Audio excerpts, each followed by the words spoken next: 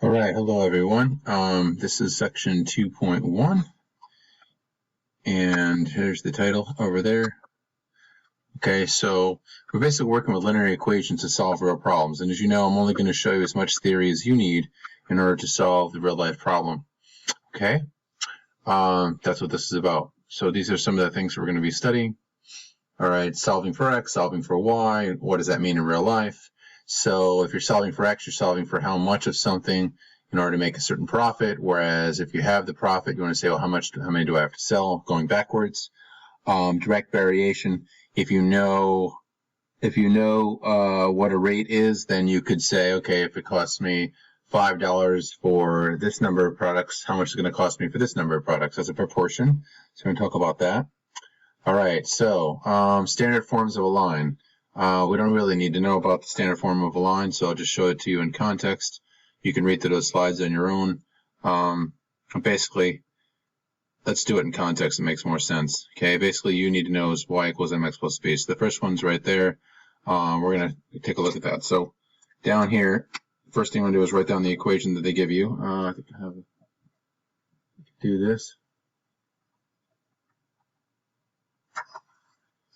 All right, so you're going to have y equals 175.393x minus 116.287.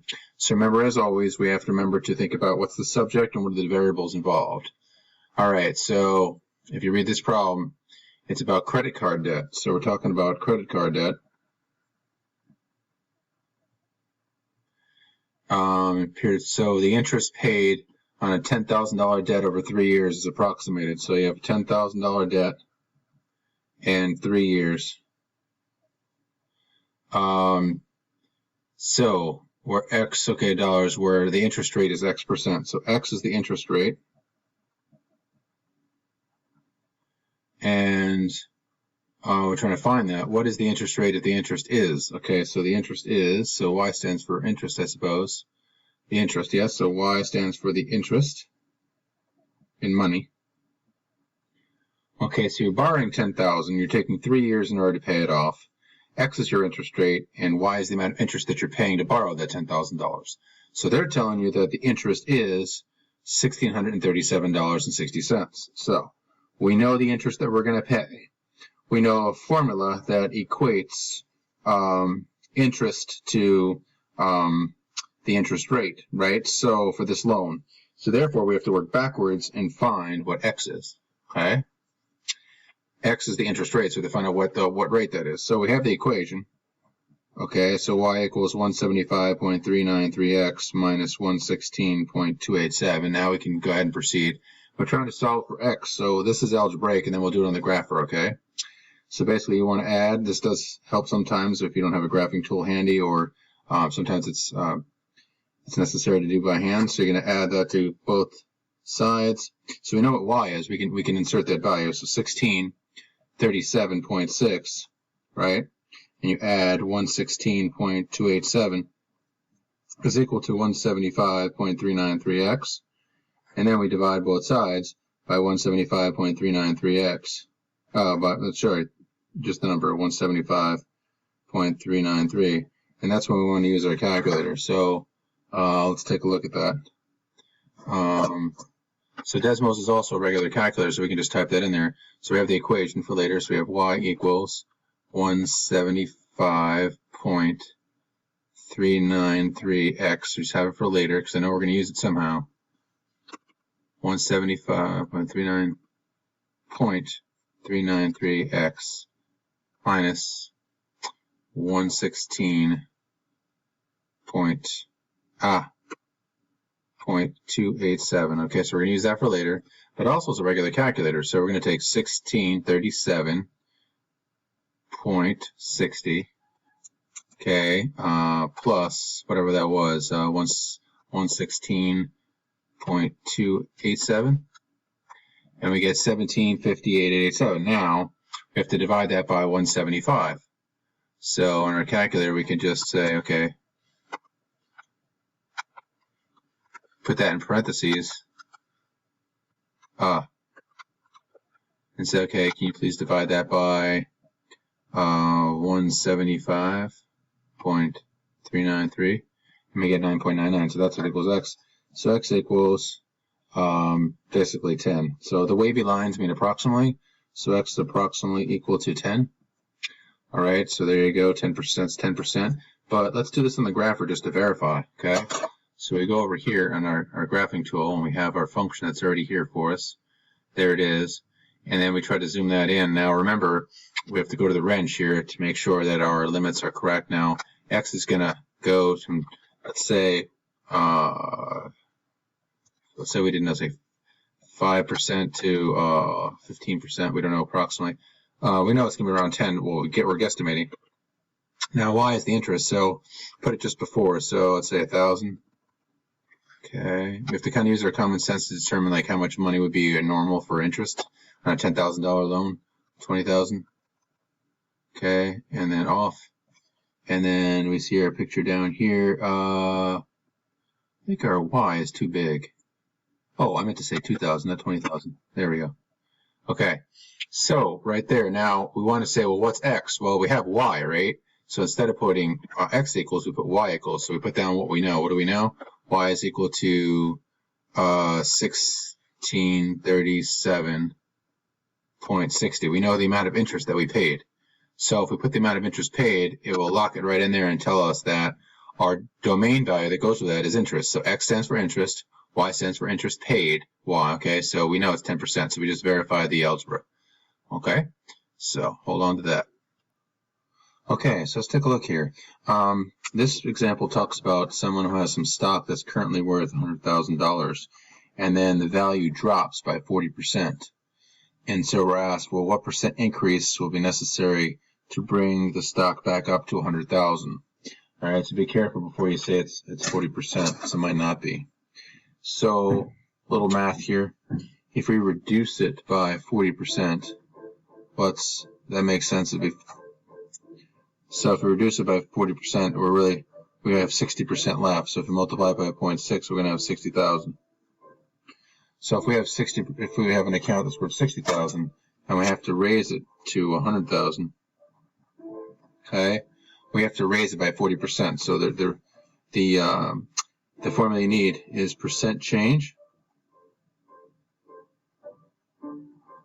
equals the amount of change over the original. Amount of change over the original, okay? So, for instance, in this case, the amount of change we need is 40,000. And the original is not 100. Well, it was, but right now, after we go from 100,000 to 60,000, we're starting from 60, and they're asking you starting from 60 to get back to 100. So now the original is 60,000. Okay, so our original now is 60,000. What percent of 60,000 is 40,000? So if you're going to do that, you probably want to use a proportion and say that 40,000, we can just simplify all these zeros down and just say it's 4 over 6, making that just 2 over 3. So 2 over 3, you probably recognize the decimal already is equal to x over 100 for percent. You do cross products and you get 3x. 3x is equal to 200, and you get that x is equal to 66 2/3%. Okay? There you go for that one. Okay, this next example is a function involving criminal sentences. Okay? Criminal sentences in prison. And basically, when you read that carefully, you find our variables. Y is the actual time that you serve in prison in months. Okay? Serve time. Where X is the amount of time that you were sentenced. So as you know, probably in real life, many times people are sentenced for, that's like 10 years, but they only serve like 5 or 6. So that's what I'm talking about. So this is the actual time you served. This is the actual time that you were sentenced. Sentence time. And so if you know one variable, you can find the other based on this model. And so what do they want? They want you to find find a sentence that would give you a serve time of 10. So they're telling you that you're going to serve 10, so y equals 10. So you have to identify both variables, then know which variable they're giving you data for. They're telling you, okay, they serve 10, but this is in months, okay? You have to be careful to read that problem correctly. It's served in months. So in months right here. So therefore, you have to change this to 120. So 120 is equal to 0.55x minus 2.886. So we'll solve this by hand, and then we'll go ahead and solve it on the graphing tool. Okay? So we're going to add 2.886 to both sides. Okay, oops. Sorry, I didn't have that in the window there. And so you're going to give 122.886 equals 0.55x, and then you divide by 0.55, divide by 0.55, and you should get your answer. So let's go to the graphing tool and find out what that is. So if you go over here, you go 122. This is why we have a calculator. 886 divided by 0.55, you should get 223.4. So 223.4. So what does that mean? That means in order to be able to have a expected service time of 10 years, 120 months, a typical sentence would be about 223 months. So that would be a lot more. So that'd be like 20 years, 18 years. So it's like between 18 and 19 years, something like that. So how do we find out exactly what that is? So if we divide that by 12, right, 223.4 divided by 12, we'd say, yeah, it's between 18 and 19 years. So you have to be served, you have to be sentenced approximately 18.61 years in prison to have an expected serve time of 10 years. So let's go to the graphing tool, type in the equation, and verify it on the graph. So we have y equals, very important, just as important to know what the variables are than just to graph it, okay? Because the analysis is really important here, minus 2.886. So we have our graphing tool. I would turn the other function off. Turn the other function off. Keep saving your graph there. Go to the grapher. Turn that one off. Turn everything else off. Go to your wrench. Now you know that y is served time. So we're going to 10 years, right? So let's go 5 to 15, a little bit above, a little bit below. Oh, not 5 to 15, 60, sorry. It's in months. So 60 to 180, which is 15 months. Doesn't matter. Just make sure you have like 10 in the middle, like 120 in the middle there somewhere. Now, this is X, so this is this is actual sentenced time. So you have to make that a little bit more. So like 100 to, it's got to be higher than 223, right? It's like 300, something like that. Okay? So you have to use your common sense there and your number sense to figure out where good numbers would be. So we have that function. And now what do they tell us? They tell us that the time served, so that's y. So telling us y is equal to 120 months. What would be the expected number of months to actually be sentenced? Be 223.49. So we can verify that there. All right. So hold on to that one. Another formula that's used a lot is the simple interest formula. So A stands for the amount of money you have in the account. P stands for principal, the amount you start with. R stands for rate as a whole number for percent, and T stands for time, usually in years. So an example like this, if we have a principal of $10,000, what will our amount of money be at that time, our balance, be it after 8 years if at 5%? So we just evaluate here by putting 10,000 times 1 plus, that'd be 0.05 times 8, so 1 plus 0.4, so that'd be 10,000 times 1.4, and that'd be 14,000. Wouldn't that be nice? Okay, so using simple interest, we'd have 14,000. So check that with the calculator, make sure that it's right. Now, this last formula is called direct variation, as an example to the right. Okay, where x is k is the variable, the constant of variation. So in this example over here, you can see that we know that somebody who's had 3 drinks for a 130-pound man, if they've had 3 drinks, their blood alcohol level, that's a VAC, this is the number of drinks. And that's K we're trying to solve for.